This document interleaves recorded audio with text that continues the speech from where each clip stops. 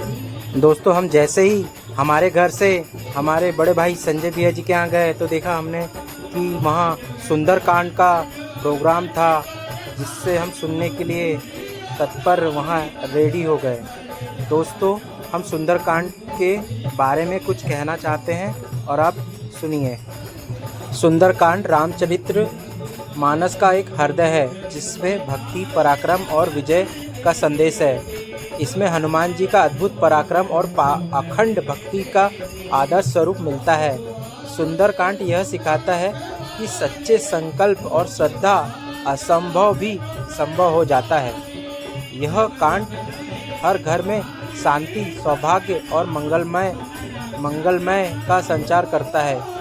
जहाँ सुंदरकांड का पाठ होता है, वहाँ स्वयं श्री राम, सीता और हनुमान जी का निवास माना जाता है।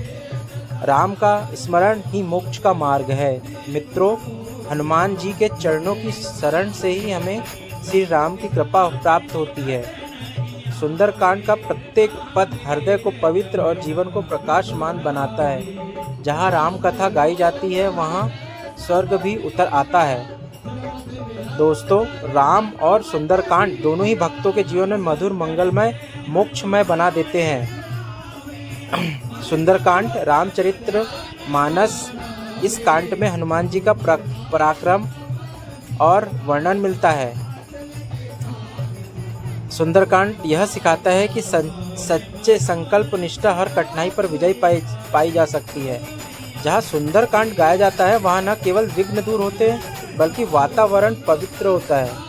साहस का वर्णन है। सुंदरकांड में हनुमान जी की अपार शक्ति, हनुमान जी ने समर्पण और सेवा का जो आदर्श प्रस्तुत किया है, वह प्रत्येक भक्त के लिए प्रेरणादायी है। रामदूत हनुमान जी का हर कार्य केवल प्रभु श्री राम के प्रति प्रेम और निष्ठा से संपन्न होता है। इस कांड में हमें यह शिक्षा मिलती है कि जब ईश्वर में अटल विश्वास हो, तब असंभव भी संभव हो जाता है। सुंदरकांड में माता सीता का धैर्य, संयम, रामनिष्ठा अद्वितीय है। सीता जी ने कठिन परिस्थितियों में भी श्री राम पर अपनी आस्था डिगने नहीं दी। उनका जीवन हमें यह सिखाता है कि कठिनाई भी बड़ी क्यों न हो, विश्वास और धैर्य सबसे बड़ा सहारा है।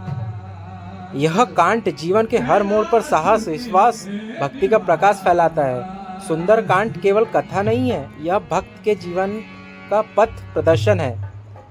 भक्तों, जो जन सुंदरकांड का श्रवण करता है, वह जीवन के दुख संकट से मुक्त होकर आनंदमय हो जाता है।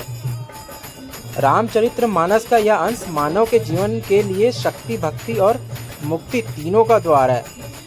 सुंदरकांड का श्रवण ही ईश्वर के सान्निध्य का अनुभव कराता है।